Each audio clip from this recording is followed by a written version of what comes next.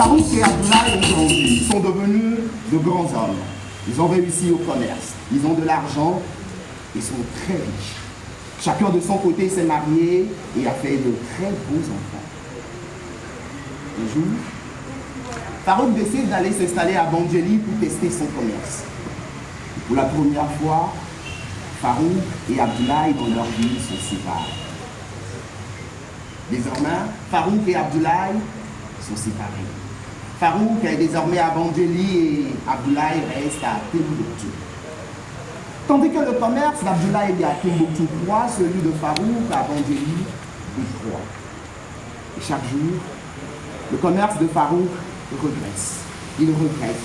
Farouk contracte des dettes et a des créanciers partout dans la ville. Farouk devient pauvre, pauvre comme un rat d'église. Il n'arrive plus à joindre les deux bouts. La vie devient difficile pour Farouk.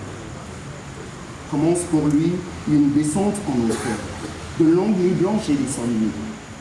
Farouk tient le diable par la queue. Un soir, alors qu'ils sont dans le lit, sa femme lui dit: mon mari, pourquoi ne vas-tu pas voir ton ami Abdoulaye à Timbuktu? Vous avez une amitié légendaire.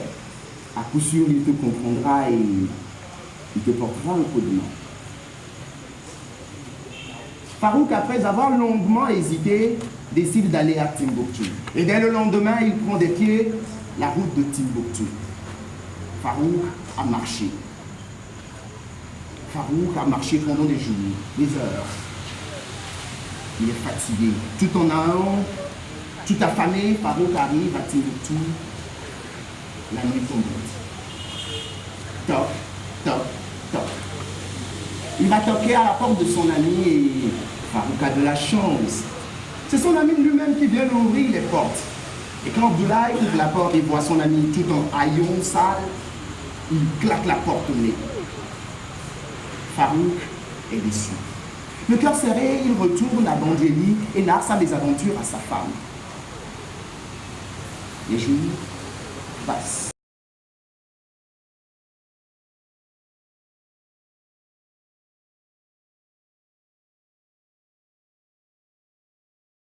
À un moment, Farouk a eu peur. Il croit que c'est un de ses créanciers qui vient lui réclamer son dû. Mais il prend son courage à deux mains, va ouvrir la porte et une femme avec une malle se tient devant sa porte. Il s'empresse de faire rentrer la femme, de la décharger, de lui donner de l'eau à boire. La femme ouvre sa malle et lui dit: vois-tu, je suis une veuve. Et mon mari, avant de mourir, m'a laissé ses bijoux en or et ses poteries antiques. Je ne suis pas commerçante. Je voudrais que tu les vendes pour moi et qu'on se partage les bénéfices. Le bonheur vient de taper à la porte de Farouk. Farouk n'en revient pas. Farouk est stupéfait. Farouk est surpris. Farouk est bouche bée. Pour Farouk, ce n'est qu'un rêve. Eh bien non, ce n'est pas un rêve. Il vit une réalité. Après un long moment, Farouk réussit à reprendre ses esprits. Il revient à lui-même, accepte la proposition de la veuve. Et dès le lendemain, il va écouler la vente.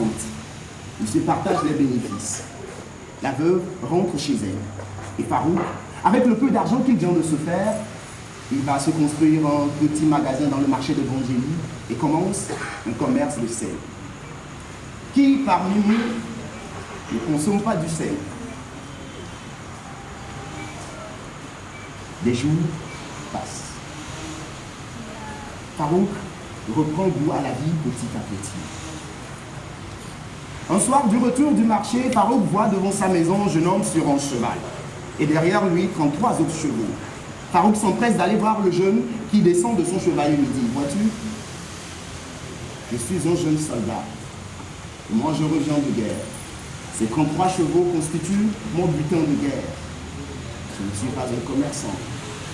Je voudrais que tu vendes ces chevaux et qu'on se partage les bénéfices.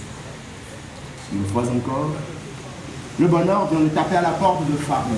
Il est content, il est heureux. Rapidement, il accepte. Et dès le lendemain, il écoule encore la vente. Il se partage les bénéfices. Le jeune rentre chez lui.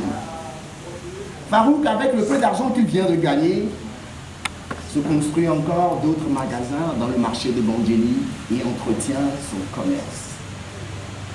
Des jours passent et le commerce de Farouk à Bangeli prospère.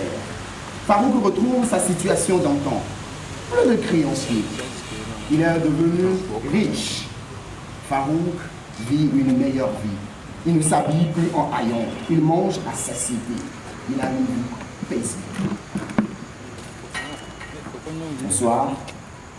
Après le dîner, Farouk dit à sa femme, « Femme, demain, je voyage. Je vais mettre fin à mon amitié avec mon ami Abdoulaye à Timbuktu. » Sa femme, surprise, essaie de l'en dissuader, mais peine perdue. Et dès le matin, revoilà Farouk encore sur le chemin de Timbuktu. Et cette fois-ci, il fait un très bon voyage. Farouk voyage dans de très belles conditions. Il arrive à Timbuktu. Toc, toc, toc. Farouk toque la porte de son ami. Il a encore de la chance. C'est son ami lui-même qui vient lui ouvrir la porte et quand il voit Farouk bien habillé, il dit « Entre, entre, entre !» Non. C'est Farouk qui lui dit « Je viens mettre fin à notre amitié. » Soit. Réplique son ami Abdoulaye qui lui dit « Mais rentre, partons-nous un dernier verre avant de nous séparer. » Farouk dit « Non. » Abdoulaye insiste, Farouk finalement cède. À peine est-il rentré dans la maison de son ami qu'il voit dans le salon deux femmes, une âgée et une jeune. Un peu au fond du salon, un jeune garçon. Farouk rapidement reconnaît la jeune femme. C'est celle-là qui lui a proposé les poteries antiques et les bijoux en or. Il jette un regard et voit le jeune garçon qui sourit. Il le reconnaît aussi. C'est le jeune soldat avec les 33 cheveux.